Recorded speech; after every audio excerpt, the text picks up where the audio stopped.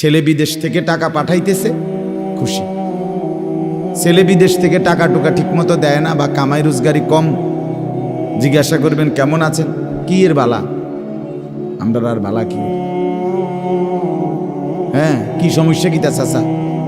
এ ফোলাগারে কত ঋণ ফিন কইরা সুদে টাকা নিয়া কিস্তিতে টাকা লইয়া বিদেশ পাঠাইছি, তেয়ন টাকা পয়সা পাঠায় না, আর বালা কি? তাহলে উনি দুঃখী কেন? টাকা নাই। আবার টাকা পাঠাইতেছে, মাশাআল্লাহ, পান খাওয়ার স্টাইলই আলাদা, চা খানার ঢঙে আলাদা, কথাবার্তার স্টাইলই ভিন্ন। কেমন আছেন? আসি আল্লাহর রহমতে, আপনাকে দোয়ায়, 10 জনের দোয়ায় আল্লাহ ভালোই রাখছে। কেমনে ভালো?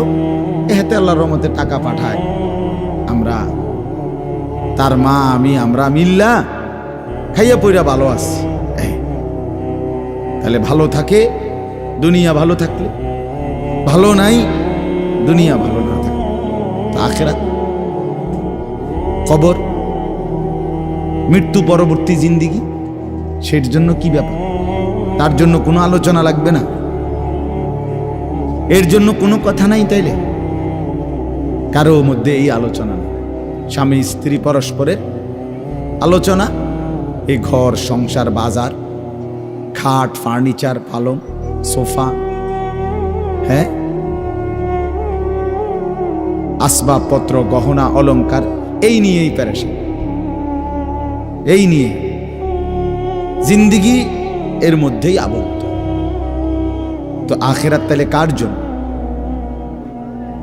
পরকাল কার জন্য?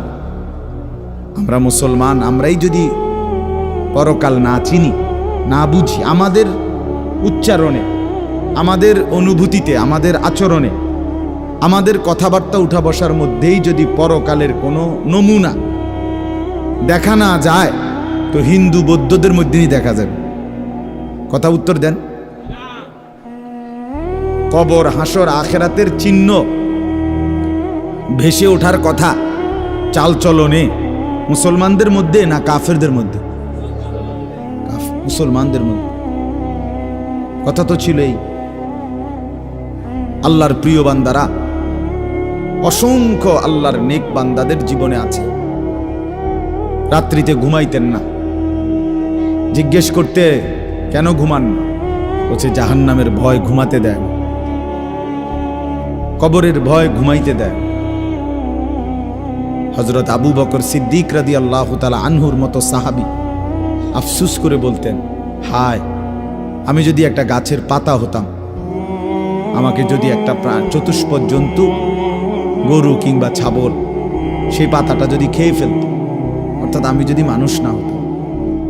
অথচ কি পরিমাণ আমলের অধিকারী ছিল।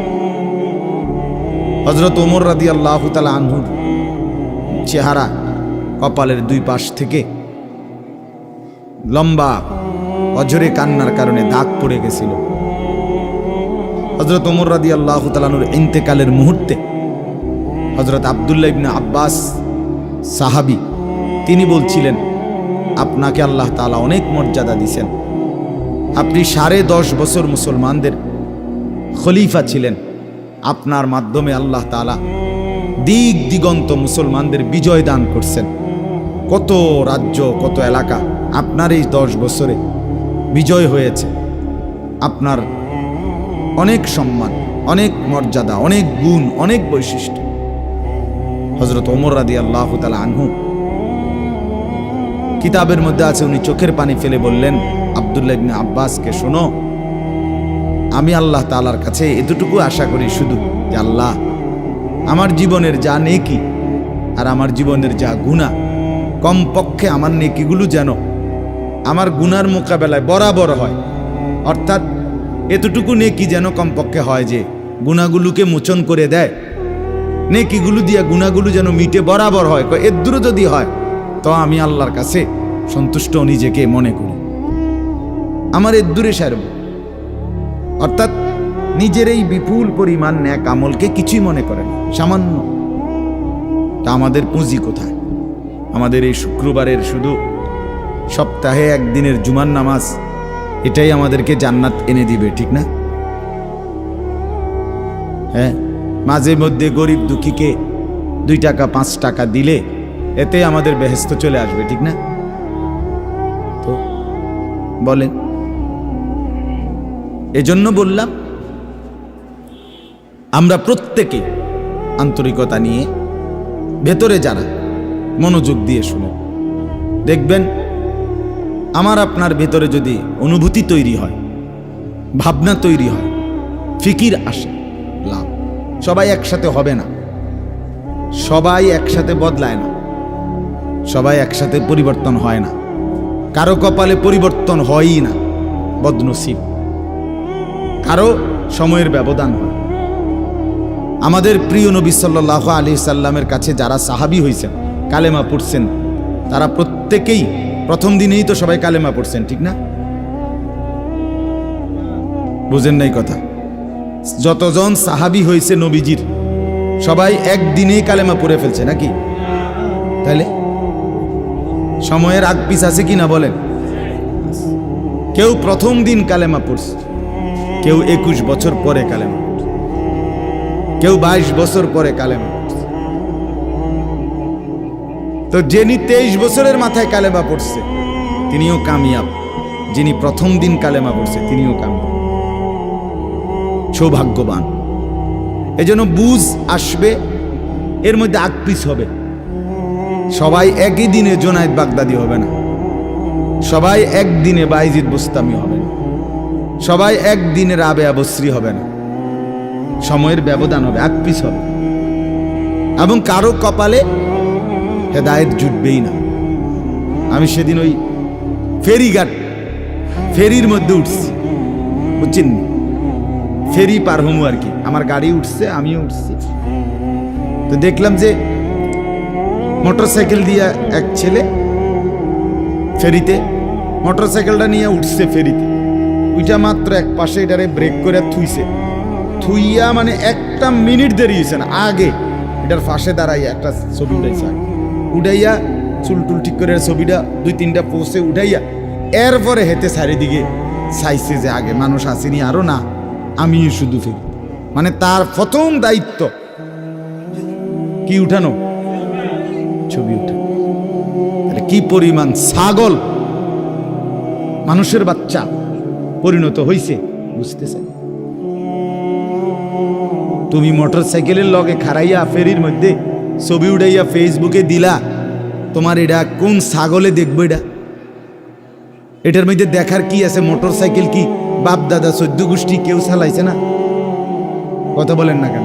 তো তুমি এটা কিতা দিয়ে এলা, কি দেখুন কি আছে? এটা মোটরসাইকেলে কি আশ্চর্য, আর তুমি কি আশ্চর্য? কথা বলে এমন যদি হইতো যে আমি চাঁদের দেশে গিয়ে মাত্র মোটরসাইকেলটা থুইয়া এখন চাঁদের দেশের থেকে একটা কি দিছি, মাশাআল্লাহ ভালো কথা। তো বেড়া চাঁদের দেশে মোটরসাইকেল চালায়, এটা একটা বিশেষ কিছু হইতে পারে, কিন্তু এনতে রোডেতে চালাইয়া গিয়া ফেরি উঠছে, এটার মধ্যে আশ্চর্যের কি আছে?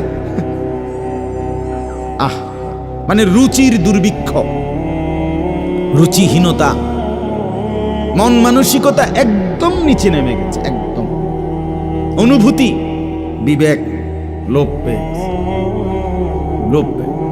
মা বোনদের বেহায়াপনা চূড়ান্ত সীমায় নেমে গেছে। মহিলারা, পুরুষ সামনে দোনো পাশে ডানে বামে হাঁটতে উঠতে লড়তে দৌড়তে কোনো লজ্জাবোধ করে না। কি বেড়ার গাত লাগে না, বেডিতের গাত লাগে না, অটোর গাত লাগে না, সিএনজির গাত, এত সময় নাই বলে বুড়ি ব্যস্ত। বাজার, মার্কেটিং, দোকান, কেনাকাটা, আহা আফসোসের। মানে এটাই বললাম আর কি, একসাথে সবাই, অধিকাংশ, বেশিরভাগ অধপতন একসাথে মুসলমানের সমাজে 1450 বছরে আর কখনো এতটা ছিল, অল্প অল্প ছিল, অল্প অল্প, 1জন 2জন বেপর্দা নারী, বেহায়া মহিলা, লজ্জা শরম কম, এরম বেডি ছিল 1জন 2জন, 2 গ্রামে 4 গ্রামে। কিন্তু মা বোনদের এখন বাজার আর মার্কেটিং দেখলে মনে হয় না আপনি জিগাইয়ের খবর লইতে বোঝে আপনি বাইক থাকেন কোন টাইমে। সপ্তাহে কোন দিন আপনি বাড়িতে থাকেন, কখন আপনি আপনি শনিবারও দেখবেন এবড়ি বাজারে, রবিবার, সোমবার, মঙ্গলবার, বুধবার, বৃহস্পতিবার, শুক্রবার, শীত, গরম, রোদ, বৃষ্টি, বান, তুফান, ঘূর্ণিঝড়, টর্নেডো, সাইক্লোন, সিডর, মহামারী, করোনা, আরো যদি কিছু থাকে, উনি মার্কেটে যাবে, বাজারে যাবে। আহা, আফসুসের ব্যাপার, আফসুসের ব্যাপার, আফসুসের ব্যাপার। আমরা অতিরিক্ত আত্মবিস্মৃত জাতি হিসেবে পরিগণিত হচ্ছি। তো বলতেছি ইনশাআল্লাহ, আমি এই কথাগুলো বললাম, অর্থগুলো আমরা বেফিকির হয়ে গেছি। মুসলমানের সবচেয়ে বড় সম্পদ, এক মুমিনের সবচেয়ে বড় সম্পদ, আল্লাহ নবী সাল্লাল্লাহু আলাইহি সাল্লাম 23 বছরে সাহাবায়ে কেরামের জীবন এবং দিল অন্তরে আখিরাতকে বসায় দিয়েছেন। তারা যেন 24 ঘন্টা রাতে কিংবা দিনে, হাঁটতে কিংবা বসতে, ঘরে কিংবা বাহিরে, আখিরাতকে সামনে নিয়েই জীবনটা সাজাইছে, জীবনটা সাজাইছে। কোরআনুল কারীমের শুরুতে আছে, সূরা বাকারার মধ্যে আল্লাহ তাআলা বলেন, অবিল আখিরাতি হুম ইউকিনুন।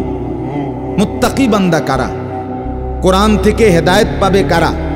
কোরআন বুঝবে কারা? আল্লাহর পক্ষ থেকে হেদায়েত পাবে কারা? আল্লাহ বলেন, এই গুণ যাদের, তাদের মধ্যে একটা হলো যারা আখিরাতের ব্যাপারে ইয়াকিন রাখে। ইয়াকিন শুধু বিশ্বাস না, বিশ্বাসটা একদম দিলের মধ্যে ইয়াকিন। আগুন জ্বালাইয়া ফেলে, এটা শুধু আমাদের ধারণা না, এটা আমাদের ইয়াকিন। ঠিক কিনা বলেন না? পানি ডুবাইয়া ফেলে, এটা আমরা শুধু ধারণা করছি না, বিষয়টা আমাদের এটার মধ্যে দিলের মধ্যে কি আছে? ইয়াকিন আছে। বরফের মধ্যে ঠান্ডা লাগে, এটা আমাদের ধারণা না, এটা আমাদের কি? ইয়াকিন। তার চাইতে বেশি ইয়াকিন আল্লাহ বলে যার অন্তরের মধ্যে আখিরাতের ব্যাপারে, সে মুত্তাকি, সে আমি আল্লাহর পক্ষ থেকে হেদায়েত প্রাপ্ত, সেই সফল, সেই জান্নাতি। ইয়াকিন পর্যায়ে থাকতে, মানে এক সেকেন্ড আমি যদি দুঃখে পড়তে পড়তে পড়তে জীবনের কোনো চাওয়া পাওয়া পূরণ নাও হয়, কিচ্ছু জীবনের আশা, কত সময় কত কিছু চাইছি, কিছুই পূর্ণ হলো না, খোদার কসম তবুও বিশ্বাস করতে হবে আল্লাহই সত্য, আখিরাতই সত্য।